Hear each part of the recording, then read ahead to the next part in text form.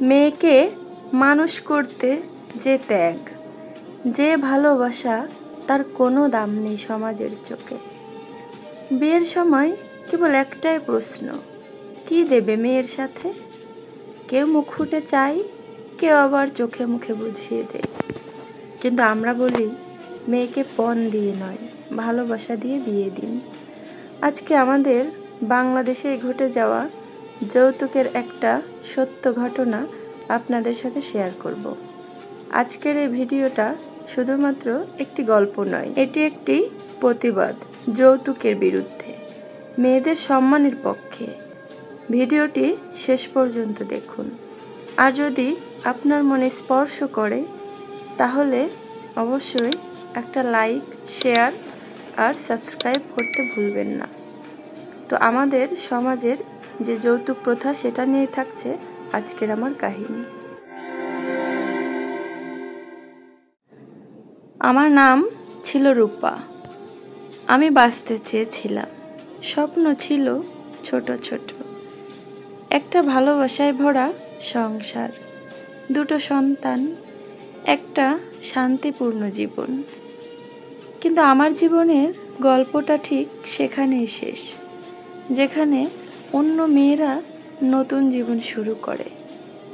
আমার বিয়ের দিন। আমি ছিলাম এক গরিব ঘরের মেয়ে। আমার বাবা ছিলেন একজন প্রাথমিক স্কুলের শিক্ষক, যার আয়ে সংসার চলে কোনো মতে। তবু তার চোখে স্বপ্ন ছিল মেয়ে যেন সুখে থাকে, সম্মানের সঙ্গে বাঁচে। আর সেই স্বপ্ন পূরণ করতে গিয়ে তিনি নিজের সব কিছু বিক্রি করে, ধার করে, ঋণ করে আমাকে দিয়েছিলেন 25 লাখ টাকা যৌতুক হিসেবে। বিয়ের দিন বাবা বলেছিলেন, এই টাকাটা দিচ্ছি, কিন্তু মেয়েটার মুখে যেন কোনোদিন অশ্রু না আসে। কিন্তু জানো, অশ্রু তো আসেইনি, এসেছিল আগুন। যে আগুনে পুড়েছিল আমার শরীর, আমার স্বপ্ন, আমার জীবন। বিয়ের পর শুরুটা খারাপ ছিল না, কিন্তু সময় যত গড়িয়েছে আমার স্বামী আর তার পরিবার বোঝাতে শুরু করলো এই 25 লাখ টাকা নাকি যথেষ্ট নয়। আরও গয়না চাই, আরও নগদ টাকা দরকার ব্যবসার জন্য, বাড়ির জন্য, প্রেস্টিজের জন্য। আমি চুপ করে সহ্য করলাম। ভেবেছিলাম সময় বদলাবে, মানুষ বদলাবে, কিন্তু বদলায়নি কিছুই।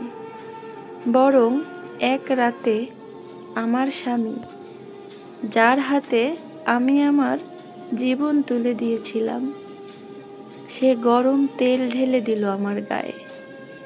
শুধু মুখ আর পা বাদে আমার শরীরের প্রায় 40% পুড়ে গিয়েছিল। আমি ছটফট করছিলাম, কাঁদছিলাম, চিৎকার করছিলাম।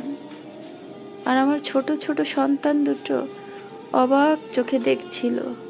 তাদের মা যেন একটা জ্বলন্ত মোমবাতি। হাসপাতালের বিছানায় আমার শেষ দিন, 25শে মে 2023। এই দিনটা আমার জীবনের শেষ দিন ছিল। হাসপাতালের সাদা চাদরের নিচে শুয়ে আমি জানতাম আর বাঁচব না। মনের মধ্যে তখন শুধু ঘুরছিল বাবার মুখ, আমার মেয়েটার কান্না, ছেলেটার ছোট্ট হাত। আমার শেষ নিঃশ্বাসটা ছিল একটাই প্রশ্ন রেখে, এই সমাজে একজন মেয়ের জীবন কি এতই সস্তা? কেন একজন নারীকে ভালোবাসা নয়, টাকা দিয়ে মাপা হয়? যৌতুক কি এখনো সংস্কার? আমার বাবা আজও কাঁদেন, একটা অসহায় কান্না, যার জবাব কেউ দেয় না। আমার সন্তানেরা আজও ভাবে, মা বুঝি কোনো ভয়ানক রোগে মারা গিয়েছিল। তারা জানে না তাদের মা মারা গেছে লোভের আগুনে, যে আগুন সমাজে প্রতিদিন জ্বলছে আর পুড়িয়ে দিচ্ছে হাজারো রূপাকে। আমার নাম রূপা, আমি এখন আর নেই। আমার গল্পটা হয়তো আজকাল পত্রিকার ভেতরেই পাতার ঠাঁই পায়। তবে আমি চাই আমার এই শেষ আর্তনাদ তোমার হৃদয়ে পৌঁছাক। তুমি কি চুপ করে থাকবে আজও? তুমি কি মেনে নেবে এই অপমানকে, এই অপরাধকে? তোমার বোন, তোমার মেয়ে, তোমার বন্ধুও তো হতে পারত রূপা। আমার মৃত্যু হয়তো কেউ ঠেকাতে পারেনি, কিন্তু যদি আমার গল্পটা তোমার মনে একটিবার কাঁপন তোলে, তবে হয়তো আরেকটা রূপা আজ বাঁচতে পারবে। এই গল্প কোনো গল্প নয়, এটা বাস্তব।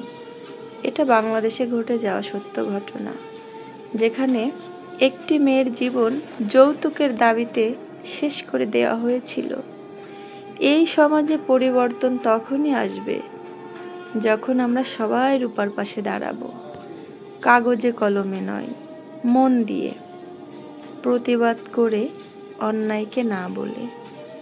রূপা আজ নেই, কিন্তু তার শেষ আর্তনাদ যেন আমাদের ঘুম ভাঙায়, এই প্রত্যাশা করি।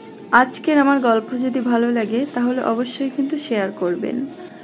আর যদি আমার ফেসবুক পেজ থেকে দেখে থাকেন তাহলে অবশ্যই পেজটি ফলো করার অনুরোধ থাকবে। এমন নতুন নতুন ভিডিও পেতে অবশ্যই চ্যানেলটি সাবস্ক্রাইব করবেন। আর হ্যাঁ, আগামী ভিডিও আসা পর্যন্ত সবাই অনেক অনেক ভালো থাকবেন সেই দোয়া করি।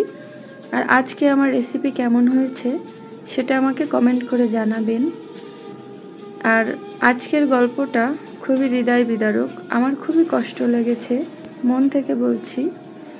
এমন ঘটনা আসলে অনেকের সাথেই ঘটে, আমাদের আশেপাশেই দেখতে পাই। তো সবাই অনেক ভালো থাকবে।